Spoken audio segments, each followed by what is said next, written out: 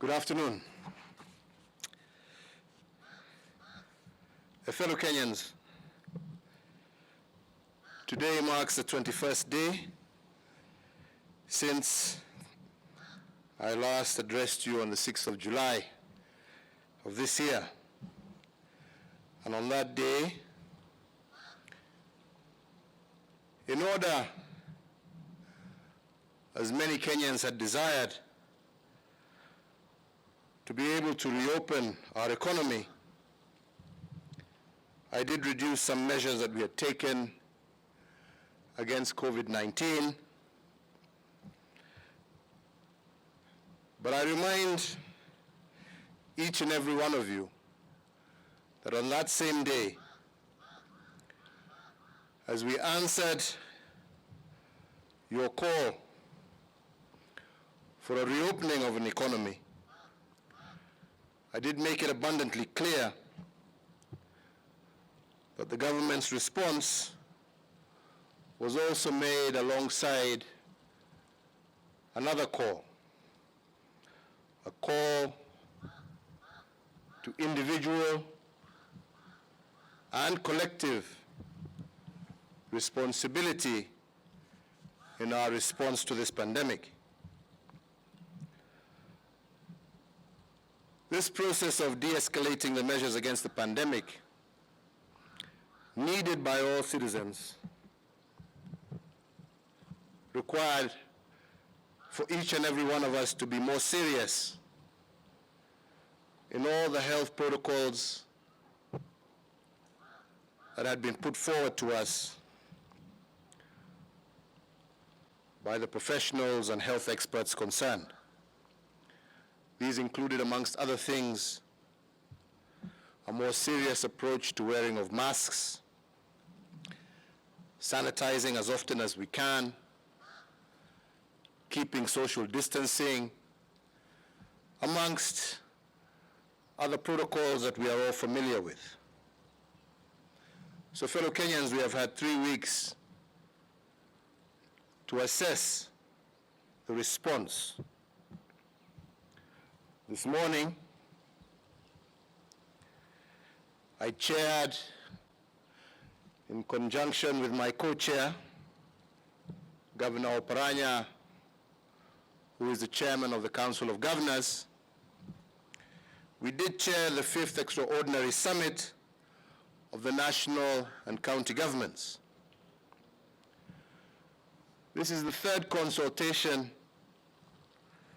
that we have had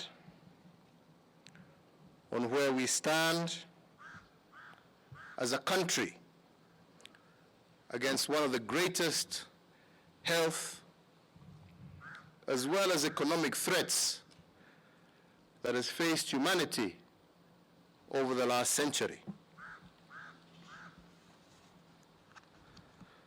Well,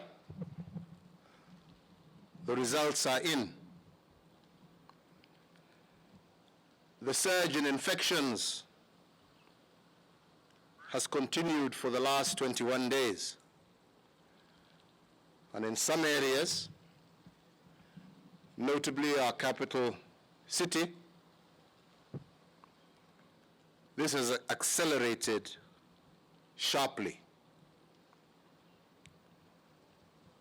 Today, the virus has infected 44 out of our 47 counties.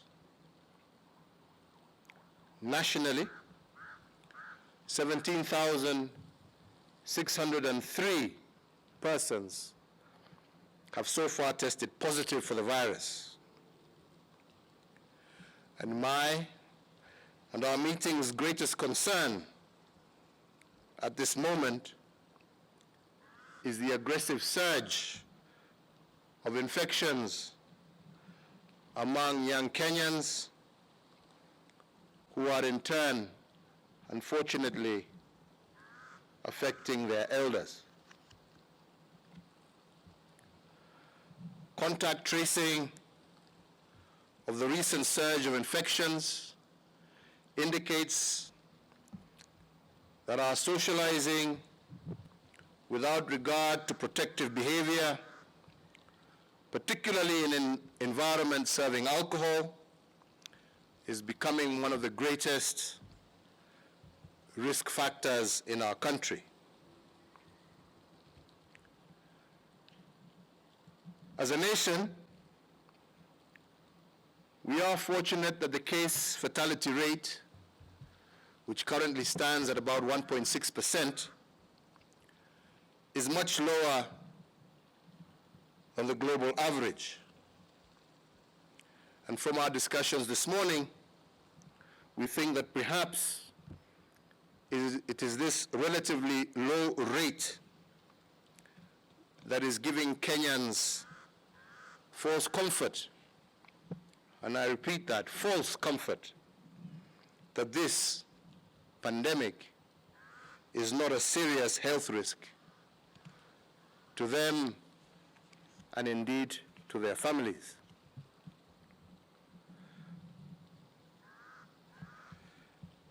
Those are the people who have somehow interpreted the de-escalation of the measures that we took to de-escalate 21 days ago as a green light to pay no heed to the guidance by our health authorities. And their reckless actions are undoubtedly endangering those around them and endangering our whole country. I must also once again remind Kenyans of what I said 21 days ago, and that is that the government cannot police the morality of its citizens. Citizens must balance between their individual rights and their responsibility to each other. We cannot have a policeman in every street, in every village, in every home to enforce the rules. We need, as citizens, to hold each other accountable.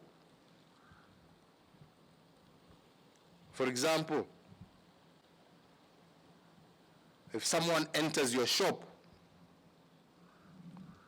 you want the business, but if he has no mask, you must insist that they wear one. If you go to a restaurant and the waiter who serves you has not complied with the health protocols that have been set, walk away and take your business to another restaurant. Speak up. Report those who refuse to obey and even refuse their business. Do your part as a citizen, as an individual, to keep you and your loved ones safe. My friends, this is not what one would call normal times. We are living globally in abnormal times. Countries whose citizens have taken a careless or relaxed attitude have suffered greatly. Let us not think that we are immune or special. We're not. Please, fellow Kenyans, let us not follow the examples that we have seen across the world. The fact that countries do not report everything that happens in their countries. We are an open society. We tell our story. Our media is free. We do everything we can to tell the facts as they are. There are many other countries that are suffering greater than we are, but don't report, but don't say. So don't look at yourself as being special. We are not. None of us is. We are all children of God. And this disease has infiltrated all of us. Indeed, some who have the most extensive and advanced medical facilities in the world have been completely overwhelmed by this disease. You only need to follow news reports to see the truth of that. They are sick by the tens of thousands, have had to endure the suffering of loneliness as comforting visitors are kept away in order to prevent infection. In many countries, they even lack sufficient space in their mortuaries to hold bodies, and bodies are left lying on streets. We have seen reports across of graves that have been dug by the tens of thousands for very lonely, scary burials, as health authorities limit the numbers who cannot mourn at the graveside. We have even seen stories and seen pictures of people being buried unceremoniously at night. We cannot allow this to be our fate in Kenya. Today, we mourn 280 Kenyans who have lost their lives to the cruel virus. And unfortunately, fellow Kenyans, because truth must be told, there will be more. The only question is whether we shall emerge with low numbers of death, or we are going to suffer a catastrophe. The harsh reality, my friends, is that we are at war. At war with an invisible enemy who is relentless in their desire for destruction. But as in war, no mercy must be shown by either side. For in war, survival is the only key. Self-preservation is the priority for all in the theater of war. This is precisely the level of danger we find ourselves in today. And COVID-19 will only be defeated if Kenyans stand shoulder to shoulder with each other and take arms together. In war, victory is assured by united armies that pursue a singular aim of subjugating the enemy. Our victory will be to suffer minimal harm and minimal loss, and to shorten the length of this war. So therefore, dear friends, it is time for each and every one of us to get realistic. We must be realistic as parents. We must be realistic as brothers and sisters. We must be realistic as colleagues. We must be realistic as neighbors. We need to look around each other and to ask ourselves, what is my responsibility to those around me? What is my responsibility to those that I love and care about?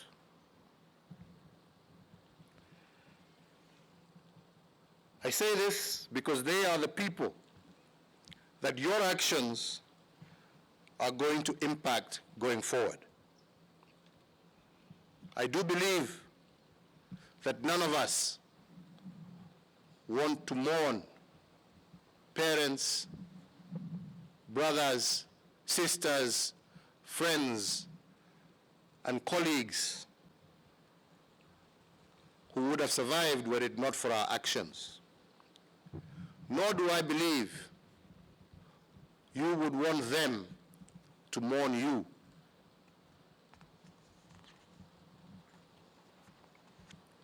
The power, therefore, is in our hands, yours and mine. We, individually and collectively, are the ones who have the power to save. I continue to say, wear your mask, wash your hands, keep your distance. And you do these things because you are a responsible and caring person, not because the government has told you to do so. You do so because you believe it is the right thing for you to do. We all have to step up to being responsible. And this, especially in the case of leaders, especially elected ones. And so therefore, all the measures that I will be announcing today shall be applied to all citizens, regardless of their social or political standing. When we de-escalated 21 days ago, I said that I would not hesitate to re-escalate again if reckless behavior is widespread. Accordingly, in response to today's resolutions from my consultations with county governors and on the advice of the National Security Council and the National Emergency Response Committee on the coronavirus pandemic, I do further order and direct as follows: that our nationwide curfew shall remain in force for a further 30 days. That there shall be no sale of alcoholic beverages or drinks in eateries and restaurants across the territory of the Republic of Kenya, effective midnight today for the next 30 days. That the closing time for restaurants and eateries has been amended from 8 p.m. to 7 p.m. starting today at midnight for the next 30 days. That all bars shall remain closed until further notice. That the Inspector General of the National Police Service shall cause withdrawal of all licenses for bars operating in breach of this directive, and those withdrawals shall be permanent. That the Inspector General shall file a weekly return of all bars whose licenses have been withdrawn to the Cabinet Secretary for Interior and Coordination of National Government.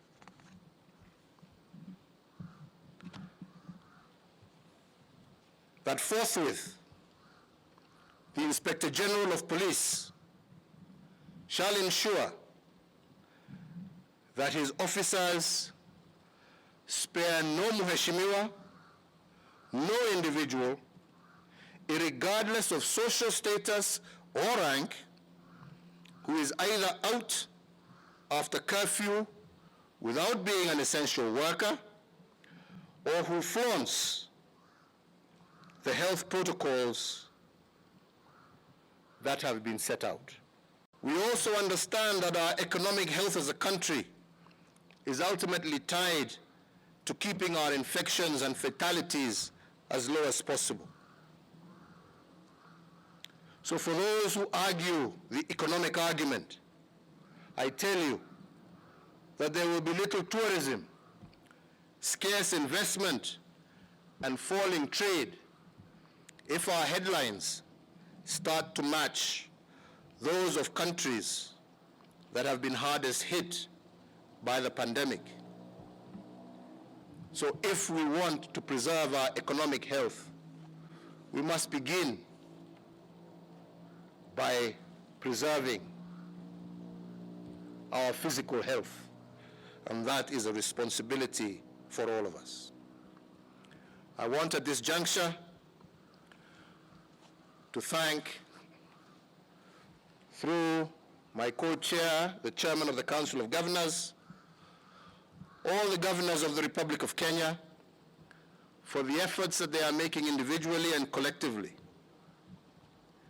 In today's briefing, I am encouraged to note that over 70% of county governments have met the set irreducible minimum that we agreed on a few weeks ago. This is only the start. We have urged each other to do more, to reach full compliance, and to go even further. And I have promised to work with them to help keep Kenyans working and producing as much as possible during this difficult time. We reminded each other, and let me remind Kenyans, that this is not a competition.